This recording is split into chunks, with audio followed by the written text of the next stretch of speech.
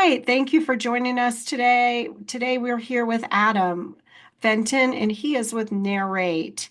It's based in Denver, and he is doing a new project, and I brought him on today to tell us all about it. Welcome, Adam. Thank you for coming. Hey, thanks for having me today. I really appreciate it. Thanks, Adam. Can you tell us a little bit about Adam so we can get to know you before we dive into the project today? Sure. Yeah. So my name is Adam Fenton. I was born and raised in the cornfields of Iowa, and got my education at the University of Northern Iowa with a degree in finance and real estate both. I've been in Denver nearly 15 years now. Moved out here really just as a lifestyle change. So I've been in the real estate industry since 2006. I started on the larger institutional private equity side. I worked for one of the largest institutional owners of real estate in the U.S. Right out of college in 2006. Worked there for 5 years and moved to Colorado, Denver specifically in 2010, just looking for a lifestyle change.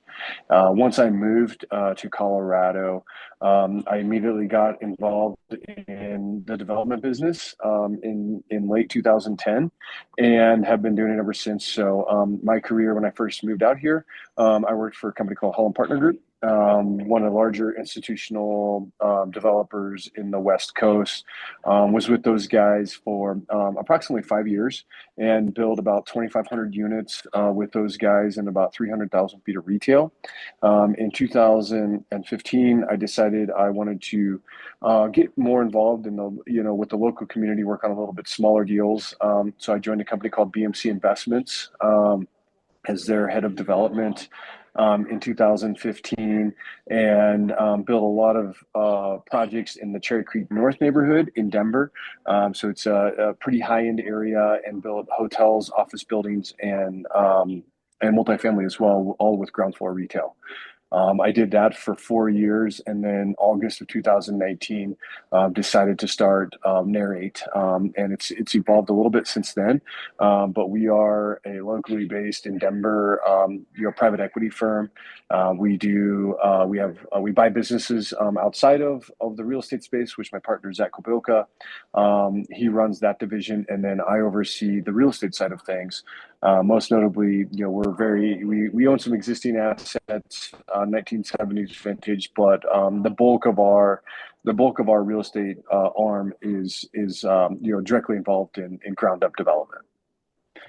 So Great. that's we've completed three projects to date.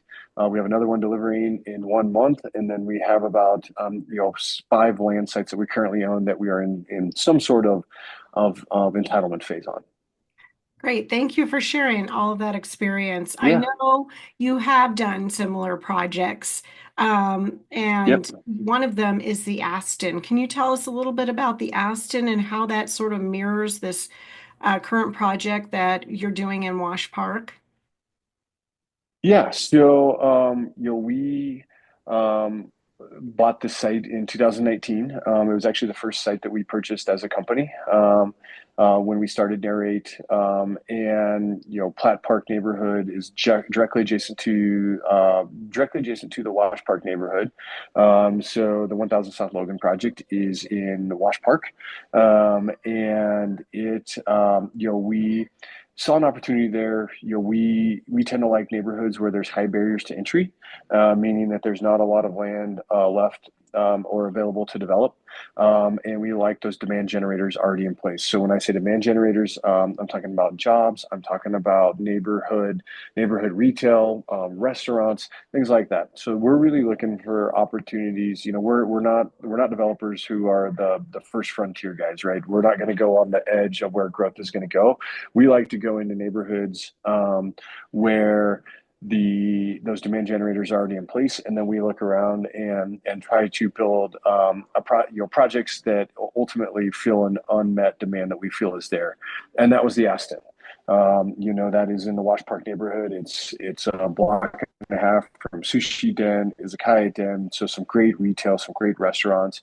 And when we looked at the market, there was one project that was somewhat nearby that was a 403 unit project called the Henry, and we felt we could compete with that head to head. They have better amenities, but we feel like our qualitative design from an interiors and exteriors perspective would be a draw to renters and probably a little bit of an older demographic of renter than your typical right out of college, type of renter. And then there were some smaller projects as well that we felt from a qualitative perspective were lacking.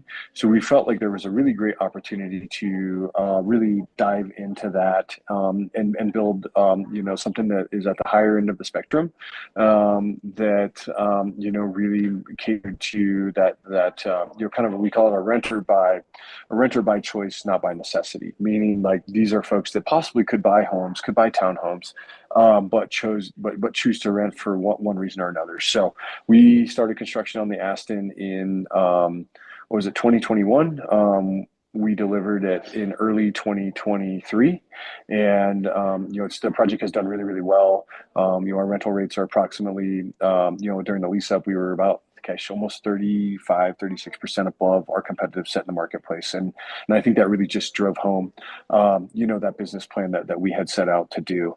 And, what we saw there was our large one bedrooms leased up the quickest at the highest per square foot rents in the building, which is a little bit counterintuitive compared to smaller units.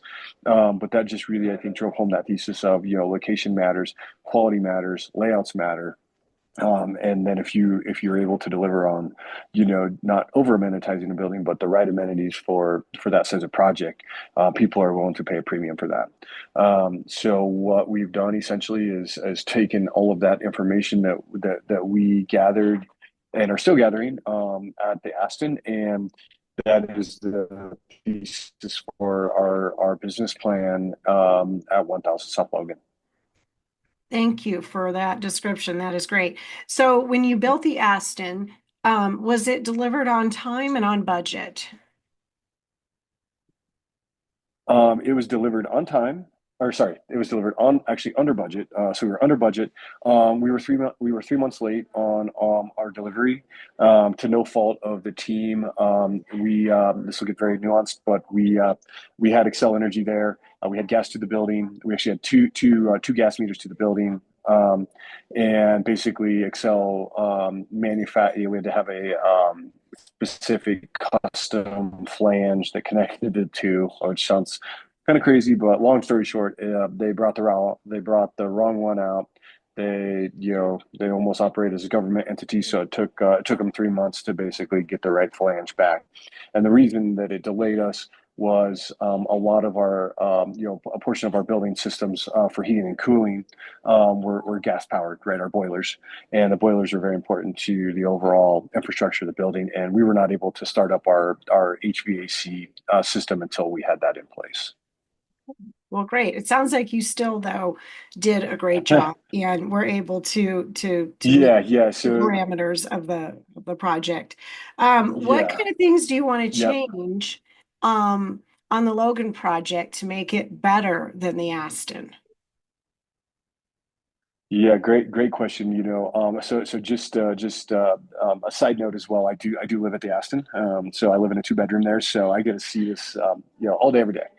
And so the first and foremost, what we're going to change is we're not going to do many small units. I think we've got a handful of smaller units, but we're really going to focus on the large one bedrooms. That was, and continues to be, in these boutique buildings, the number one desired unit type. Um, and just as a side note, we're finishing up a project, the one that delivers in 1 month, similar project, 78 units over next to the Ninth and Colorado redevelopment in Denver. And we're on our initial lease up there, even though we open in a month. Now we're, I think, 12.8% leased there right now, and most of the units we've leased have been the large one bedrooms. So I think that really bodes well for this boutique infill product and what renters are looking for from a unit type perspective. So number one, we're going to go larger units and go away with smaller units. So that's number one. Number two is our hallway designs. I don't love our hallway designs at the Aston. So we're gonna fix that, and just a little bit lower lighting level, a little bit higher in finish, and then just overall, overall finish level is going to be a notch up. And when I say overall finish level, what I mean by that is whoops. Trim, trim in the units, right? We did a small trim at the Aston. I want to do, an inch and a half bigger trim. I want a little bit of an upgrade on our cabinets. Appliances will be the same. We're still going to have the 9.5 foot ceilings. I think that's very important. So really, I think we did a lot of things there. Great. For example, we don't put robe hooks in the bathroom, right? I had to install my own after the fact. So little things like that are going. So we're going to take the things that we did really well at the Aston, and then those handful of units, finishes down the corridors, finishes in the units. We're just going to take it up a little, just a little bit there. And I ultimately believe that Wash Park will get a rent over that park, and it's just the cachet of the neighborhood. Wash Park is more desirable than Platt Park, even though you're less than a quarter mile away. Yeah, absolutely. I totally agree. When we went on the bus tour, Adam, I was very impressed with some of the details you talked about in regards to the neighborhood, how you had met with the current land, owners, or not landowners, but the homeowners that are nearby. You had mentioned that you Yeah. had to get approval from them. They were all good with it. You guys are only going to be working certain hours during the day because you don't want to bother them too much. You're going to have, dumpsters at a certain point. Yep. So I was really impressed by that. I know that that doesn't have a lot to do with the economics of a project, but that was just one thing that really stood out to me because Sure. I feel like that adds to your company image as well and helps you Yep. just produce a better project because you're taking all of that into account. So I kind of Yeah. just wanted to tell you about that. Can and so Yeah. No, I this, appreciate that. yeah, this particular project that we're talking about actually has three parts to it. It's a multi-family diversified fund, right? And the second project is located in Colorado Yep. Springs, and that is on Weber Street. That's Can you correct. give us a brief overview of the Weber Street project, Yep. please? Yeah, yep. So the Weber Street project is completely different from the 1000 South Logan project in Wash Park. So 1000 South Logan, as you can probably tell, is it's going to be a higher end project. It's going to be higher rent project. The Weber Street project is about, a little over 4 acres that we own down in Colorado Springs, in northern Colorado Springs. It's in a blue collar neighborhood. It is the benefit we have though is that it's a 2 to 3 minute drive from the University of Colorado, Colorado Springs. And that campus is a commuter campus. And what I mean by that is there's no on campus housing really, right? So they have 12,000 students and no on campus housing. So we ran across this parcel in 2021, and the gentleman who owned it probably didn't quite know what he had there. We got a very very good basis in the land. So once we had a good basis in the land, we looked at it and really tried to understand, okay, what does this neighborhood need? What's appropriate for this neighborhood? Quite frankly, we were looking at doing a small bay industrial deal there, but then we started looking at it from a multifamily perspective as well. And when we looked at it, we thought there was an opportunity to really build an attainable housing project here. And when I say attainable housing, what I'm referring to is the 80 to 120% AMI. That's area median income. And those are, we hear, and we can talk more about this. We can have a separate call about this, but there's a big issue with affordability in all of the major U.S. cities. And let me know if this is getting a little bit too loud in the No, background, dude, you're good. Cindy. I think. Um, okay, okay. So this is it. We looked at it and said, okay, there's an opportunity to really hit that 80 to 120 AMI. And why that's important is that when most people are talking about affordability in cities, they're talking about this renter demographic. And if you're below 80% AMI, there's a lot of governmental programs out there. If you're above 120 AMI, you can probably afford new construction without any subsidies or anything. So what's cool about this project is we have very limited government subsidies. So from buying, from the buying the land at a really good price. And then also we're getting some TIF increment financing dollars. So that's just basically dollars from the city, from the Urban Renewal Authority that help us offset our costs and keep our costs lower. This good information to the people who are interested. So Yeah. you talked about Yeah. Weber and the AMI. And so the last part of this project is in downtown Colorado Springs, which is also a great location. Can you elaborate a little bit about that Yep. project and talk about, you guys are going to tear down something, correct? And then rebuild, and what does Yep. that That's correct. timeline look like? And just elaborate on the number of units and things like that for me, please. Yeah. Yep. Yep. So the last project is called Canopy. It's located in South Downtown Colorado Springs. It's roughly 180 unit project. So it's 8 stories above grade.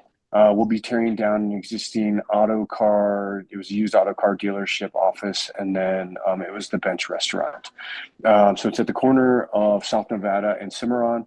It's one of the best locations in downtown Colorado Springs, where all the new things going on in downtown Colorado Springs are happening on the south end of downtown. So, we wanted to get in on this action and bought this land actually in 2021, and have been kind of working through the plans on this. This project is in an opportunity zone. The opportunity zone is a really cool tax advantage that came about in 2017. And basically, if you have any capital gains from the sale of a business, you could sell stock in your portfolio, you could sell a piece of real estate, anything that would garner capital gains. You essentially are able to you would pay your capital gains tax in 2026, or you can tax your 2026, so you make the payment in 2027. So you do have to pay taxes on capital gain taxes on the sale. So, Adam, thank you so much for giving us all this information on the diversified fund today. Can you tell us why we would want to invest with Adam and Narrate and the group of people that you have working for you in your office? Can Sure. you elaborate on that? Yeah, yeah. So one, I've been doing this a long time. I absolutely love it. This is what gets me out of bed every morning. So we really care about the projects we do, right? If you look at the projects, we build really, really high quality, right? That doesn't mean high budget. That just means we care about all the details that go into these projects, and I think can be seen in our development so far. So I think that's number one. Number two is we help, we diversify, we're risk averse as we possibly can be to be a developer, and we just try to control everything that we can control. Maybe more so than others, with the way that we look at deals. And that just comes from my background history and some of the things I saw happen in 2008, 2009 when I was working for another firm. I think, thirdly, our locations. I think our locations, like I mentioned earlier, we try to pick the best locations that we possibly can. And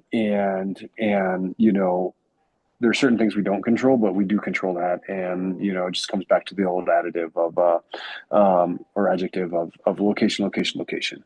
And we try to pick the best locations, and then build the best product for that location. And I think we pick great partners. We pick the right teams for each project that we believe is going to lead to the highest probability of executing on what our business plan is. And then I think lastly, this is a pretty unique opportunity to be able to come into a GP position. A lot of developers don't allow that. So we feel like, it's something we can offer something different that is not available to most, in the diversification. You get the diversification of, three separate micro sub markets, three different product types, with, potential for outsized returns. Like I mentioned earlier, this is the first time that we've done this. And it just happened. We had three projects. The timing lined up pretty well. And then we started talking about, how do we is there an opportunity to invest in one entity that has an investment in all three projects? And that I think is a really unique opportunity. So, and just I would say the last thing is just my background of working for a very large institution to working for a pretty small developer. We have the right processes, procedures, checks and balances in place. That are efficient and meaningful, but we don't report just to report. But we also know it's very important to have that support in the back of house as well. So I think you get, access to, institutional type developer, but developing smaller type projects. Great. Well, thank you so much. I appreciate having you on, and I really think this is a great project. One of the things I love is I'm in Denver, and Yep. not all of my investors are, but what I love is it's something that I can see, feel, and touch Yep. and be very involved with. So Yeah. hopefully Sure. we can have some Denver-based investors and have some folks from out of town investing in a great city and in a great project. So thank you Yep. again for Yeah. being with us today. Of course. Thank you Okay. so much. All All right. right. Bye bye. All right, we're back today with Adam. We had a little technical difficulties last time we were talking, and Adam was telling us about the part of the 3T fund downtown in Colorado Springs and the QOZ zone. So Adam is going to tell us a little bit more about QOZ here. Thanks, Adam. Yeah, no problem. So yeah, QOZ, Qualified Opportunity Zone. You also hear called a QOF, Qualified Opportunity Zone Fund, Opportunity Zone. So it goes by different names, but essentially, the Canopy project, it's approximately 180 units, sits in a Qualified Opportunity Zone in downtown Colorado Springs. And what that means is essentially, if you have capital gains from the sale of any investment, it could be stocks, it could be bonds, it could be crypto, it could be real estate. It doesn't matter what it is. Anything that would have capital gains to it, you essentially sell whatever that is, and you pay your capital gains, and you're going to pay that. It's been deferred until 2026, so you pay it in 2027, tax year 2026. And essentially, what that does, and then you invest it into an opportunity zone at the same time.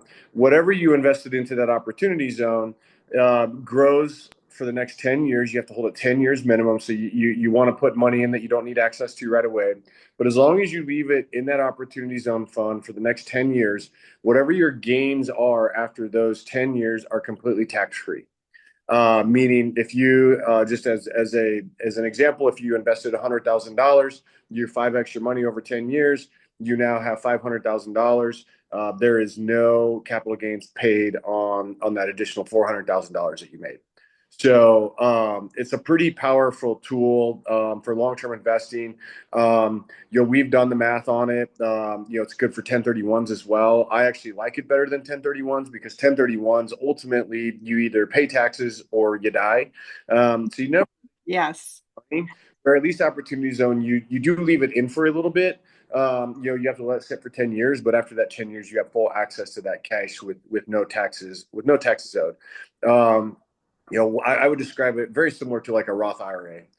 It's post-tax dollars, but if you leave it and let it grow for a certain amount of time, then it's tax-free after that. And the beauty about an opportunity zone is with a Roth IRA, they max out your contribution every year with opportunity zones. There's no max or anything like that. So it's a pretty cool tool as well for this Yeah. project.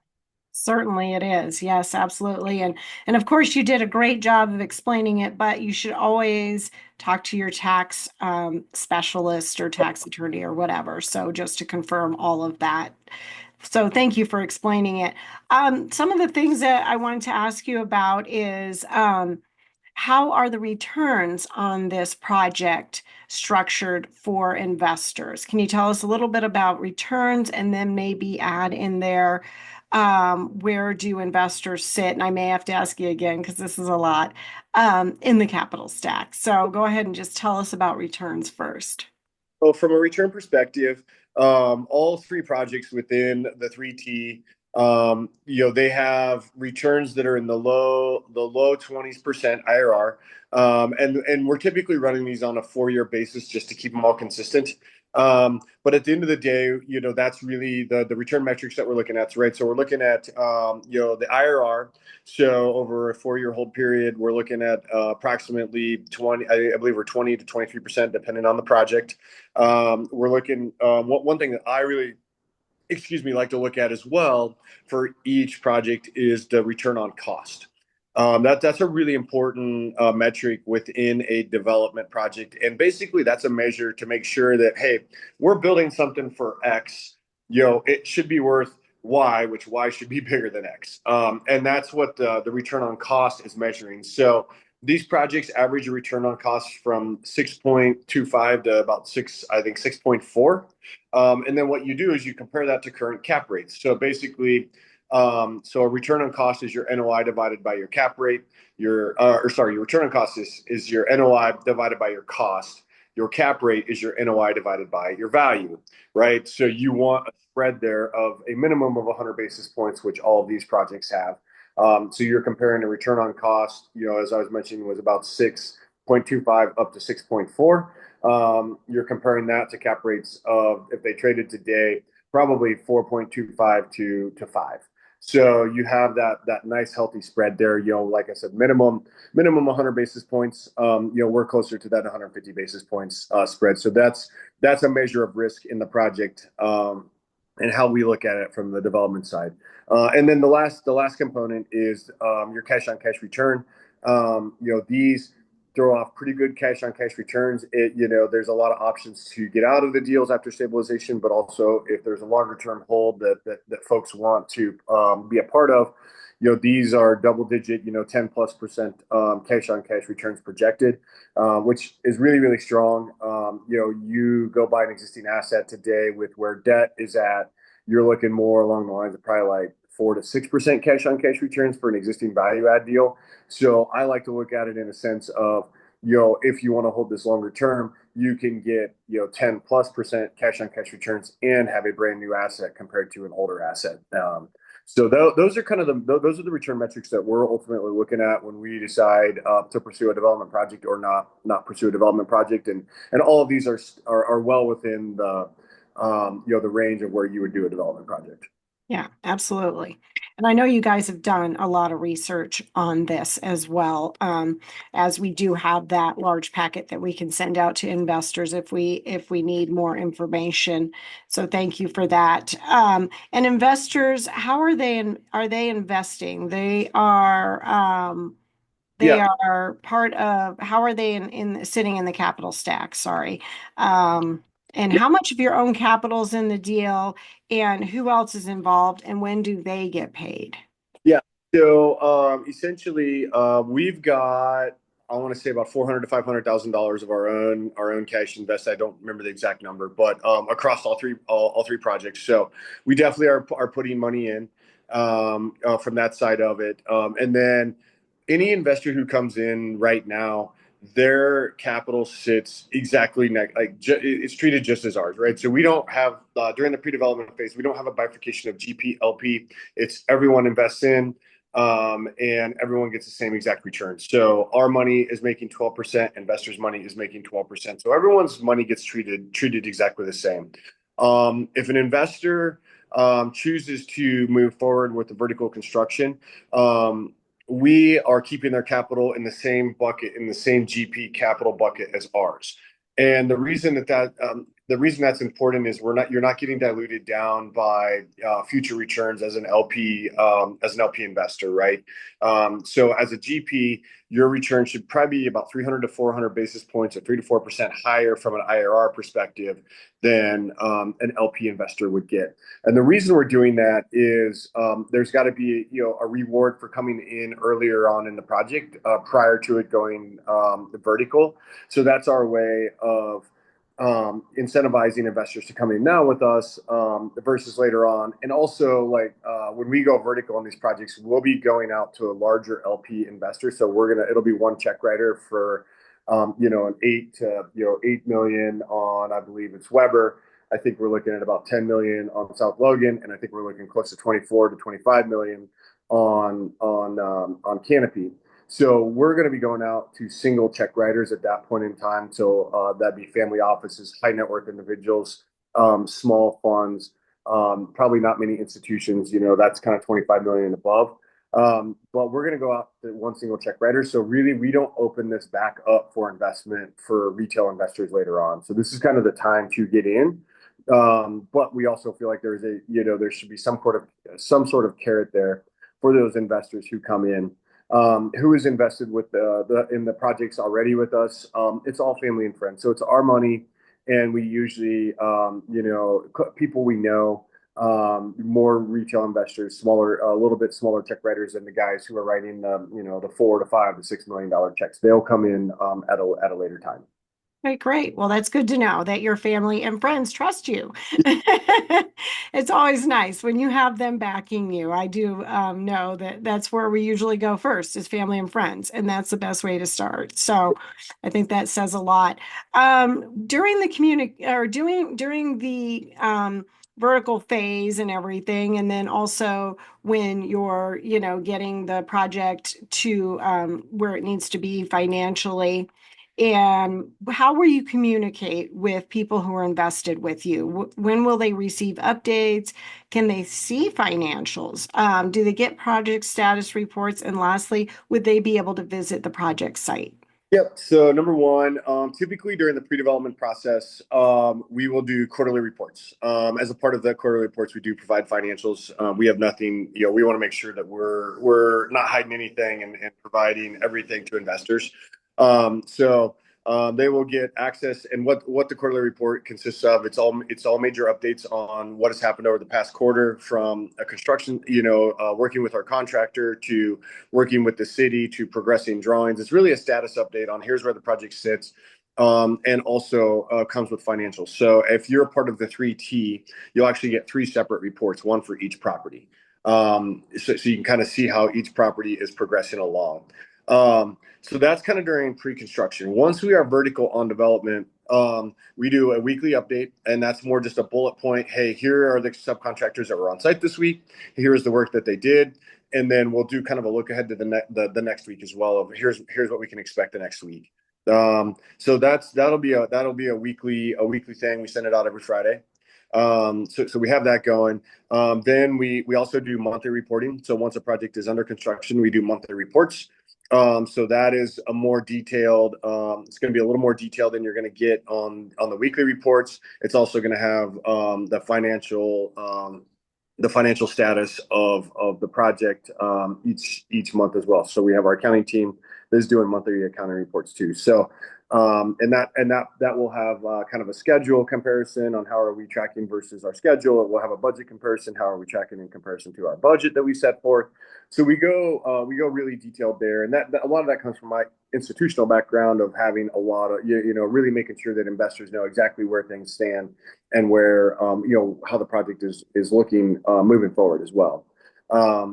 Yeah, and yes, I would say investors can come visit the site. It just has to be coordinated through us, as there's a lot of safety concerns of having people wander around sites. But we are happy to accommodate investors anytime they want to go through and look at the project. And we'll always do a handful of different walks with investors throughout the construction of the project too, at certain milestones. But if someone wants to come out and look, go through the project that's not in sequence with that, we are happy to accommodate that as well. Yeah, that's great. That's one thing that I love about this project. We got to do the bus tour, and just knowing that we can see and feel and touch this. I really love that about the project, and I love that about Narrate. I just feel like they definitely want to keep their investors in the communication line. So thank you for adding that.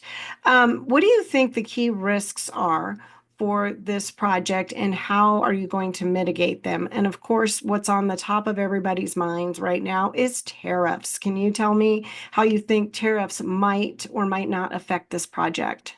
Yeah, sure thing. So tariffs are obviously on everyone's mind right now. I think, a lot of the folks in the real estate community generally speaking, and I think this as well, tariffs were used as a negotiating tactic by President Trump.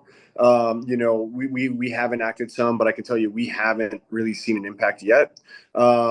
But I think there's a couple. I think there's a couple other things too, right?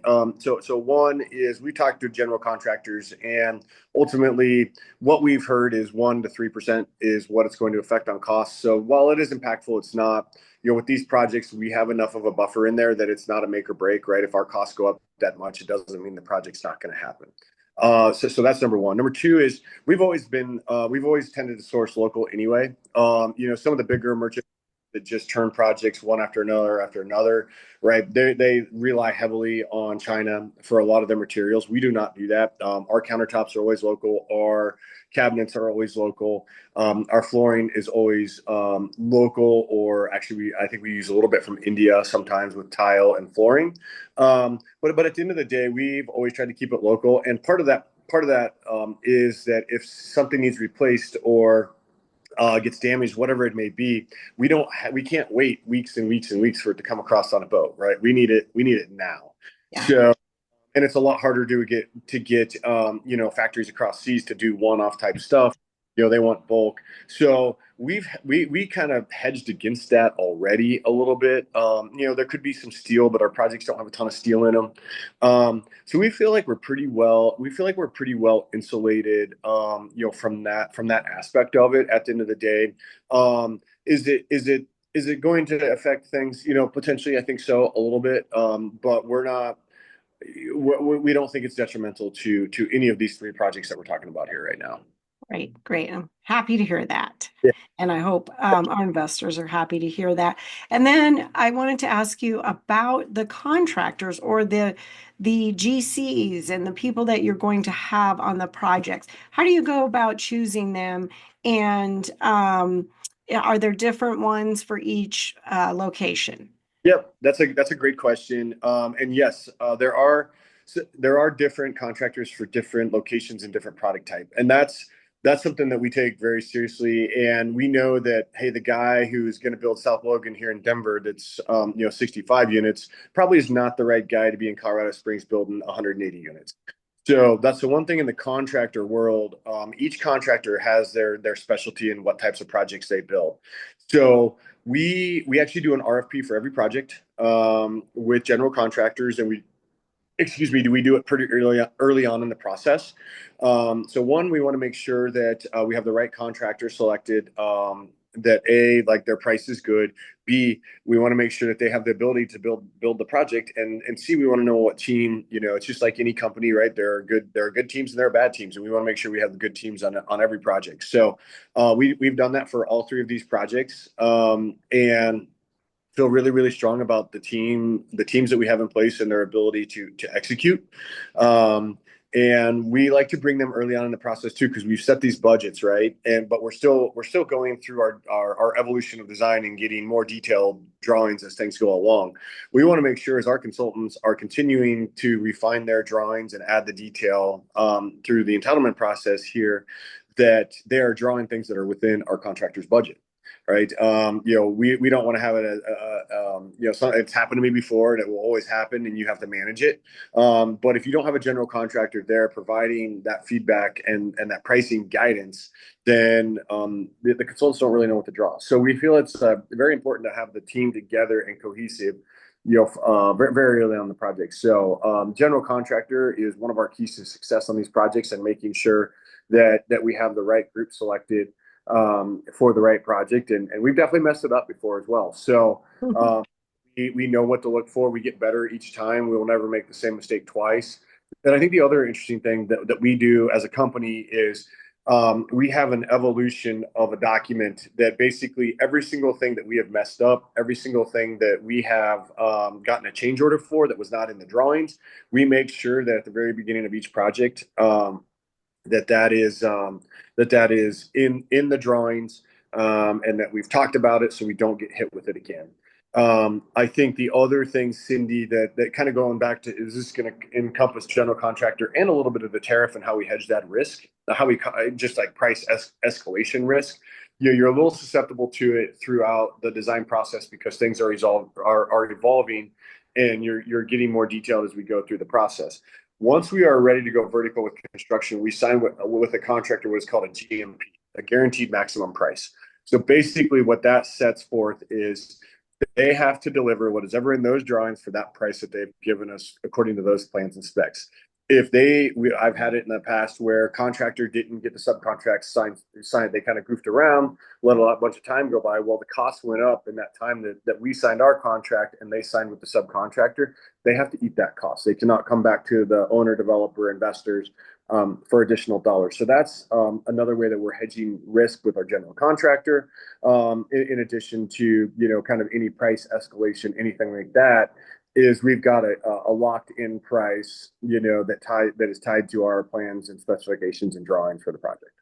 Wonderful. That's great to hear that you've learned something and you're implementing those learning strategies. That's great. I've got two more questions for you. You mentioned RFPs at the beginning. Can you explain what an RFP is for our investors? Sure. Yeah. So an RFP is a request for a proposal. So basically, we can share. I'm working on one right now. Happy to share what they look like. But basically, it's a document that we send out to. We usually pick about 4 to 5 GCs, and we will send. It's a document that we send to them as the owner developer on the project, and says, "Hey, we want you to give us, a price on this building. We want you to give us a schedule for building this building. We want you to give us a team for building this building. We want you to give us value engineering options that you see after reviewing the drawings." Those are kind of the four major things that are a part of this RFP. So it's a formal document that goes out to our our potential general contractors, and that's we send that out. They respond to that, right? So we give them usually 4 to 6 weeks, depending on the size of the project and kind of what's going on in the subcontractor market. If they're busy or not busy. But 4 to 6 weeks, they respond back with a full document. We then review that entire document and usually bring all of them in for an interview, ask them questions, and then after their response and after the interview, we select which general contractor we want to work with. So that is kind of the RFP process. And at the end of the RFP process, we pick which contractor it is that we want to move forward with. Okay, great. Well, thank you so much. You always do such a good job of explaining these things. And I know if investors have questions, they can always reach out to me as well, and I can maybe shoot you an email and get some more answers for you. Questions. So there's a lot of acronyms. Sometimes real estate can be its own language, and then development can be a sub language of the real estate language. There's a lot of acronyms and things that are used. So please always ask questions if nothing, if something doesn't make sense. Yeah, absolutely. And then my last question for you is, when are these projects really going to become vertical? When are you going to start tearing down some things? When are you going to start digging up some dirt? What do you see for that? Yeah, so it's a little bit fluid, is what I would say, just because we are at the mercy of the city and banks and at the end of the day. But what we are targeting right now is Weber is going to be its end of October right now and that's being driven by HUD, which is our lender. That it's a great loan program, but it's very paperwork intensive. We're going through all that right now. So that one's looking like end of October. 1000 South Logan. We just had a meeting with the city last week. They think that they can get all of our things approved by the end of the year. So we are shooting for really a December start on that project. And then Canopy is along the same lines. We're probably looking like late this year. That one, I would say late this year. That one might float a little in the next year, but I think everything's lining up pretty good right now. The reason I say it might float in a little bit to next year is we're going for some TIF dollars, which is through the Urban Renewal Authority, that is going to help us offset some of our costs on the project. So in our conversations internally, we said, look, it probably makes sense, even if we're delayed a month or two, to get those funds, because it could be, up to $1 million to $5 million in additional funding, which we have not taken into account in our underwriting and stuff. That's just kind of a cherry on top. But if that's something we can do, then we would take advantage of that. So I would say within a 3 to 4 month time frame, all here at the end of the year, all of these projects should be kicking off. Great. That sounds wonderful. Well, thank you for answering these questions. I know it takes time out of your day, but I also know that Narrate cares about their investors and wants to keep them educated on what's happening and informed. So thank you again, and I hope you enjoy the rest of your day. You as well. Happy Mother's Day. Thanks. Bye.